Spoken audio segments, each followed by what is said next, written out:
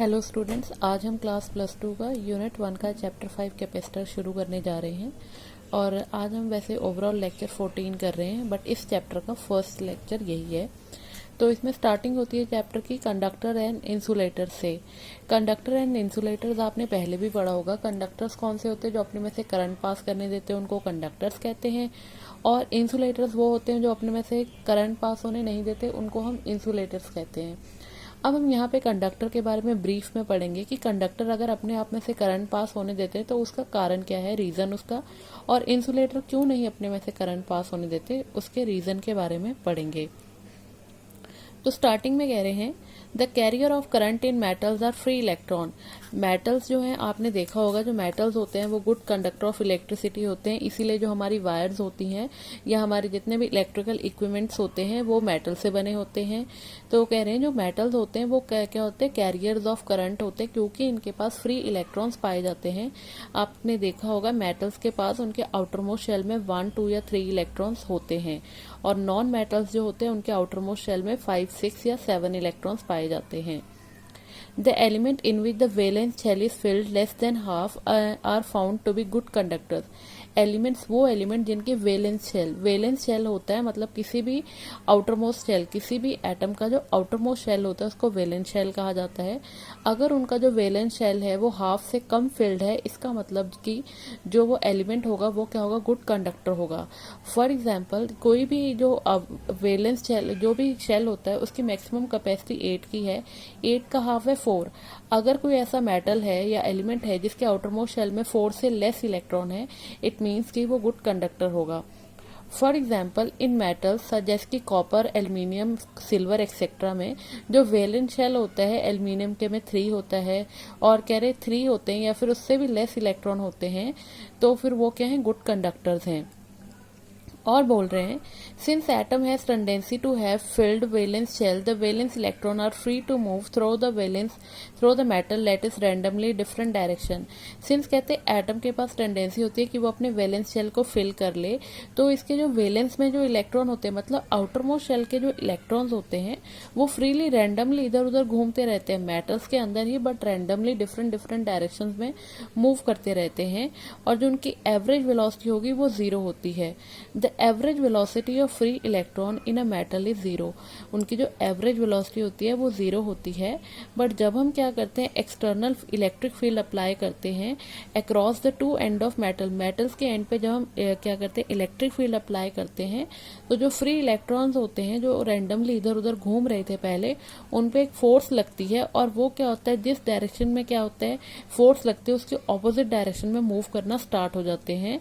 There is the net flow of electron through the metal, और जिसके कारण क्या होता है, इलेक्ट्रॉन में एक नेट फ्लो देखने को मिलता है।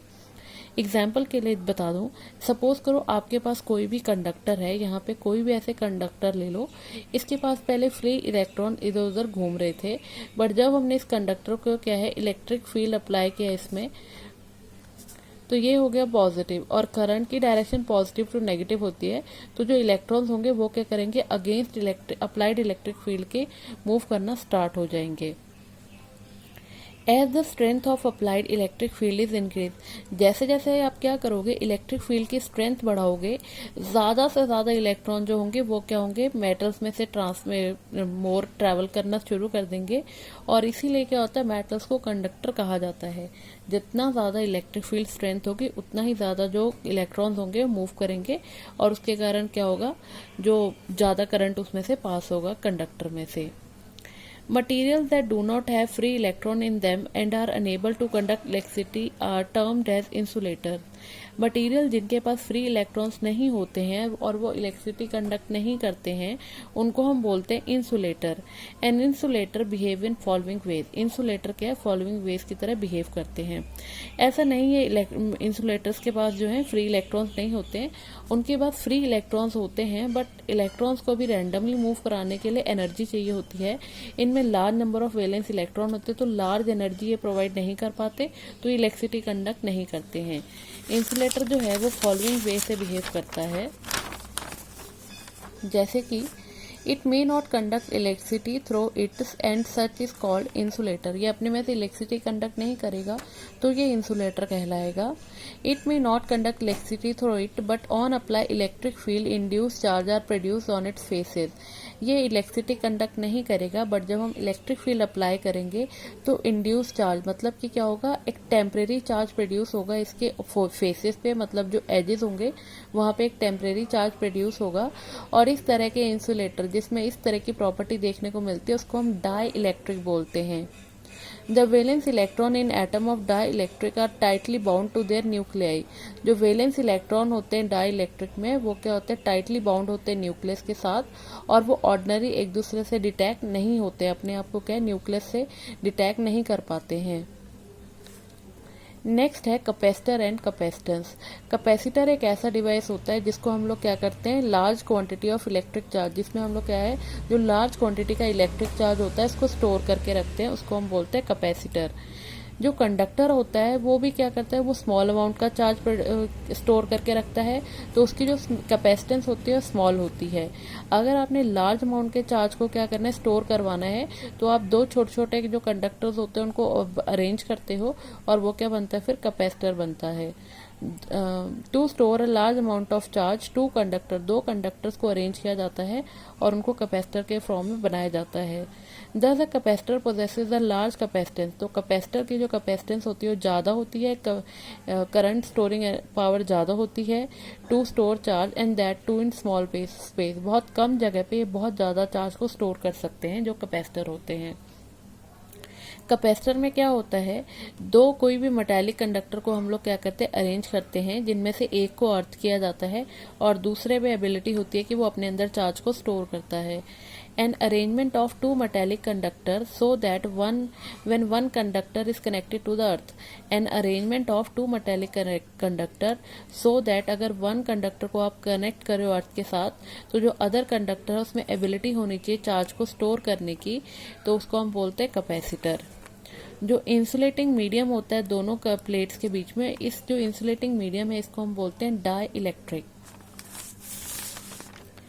नेक्स्ट है आपका capacitance. Capacitance of a conductor is numerically equal to the electric charge required to raise its electric potential through 1 unit. Capacitance जो होती है कंडक्टर की वो बराबर होती है कितना इलेक्ट्रिक चार्ज चाहिए ताकि जो इलेक्ट्रिक पोटेंशियल है आप उसको 1 यूनिट इंक्रीज कर सको।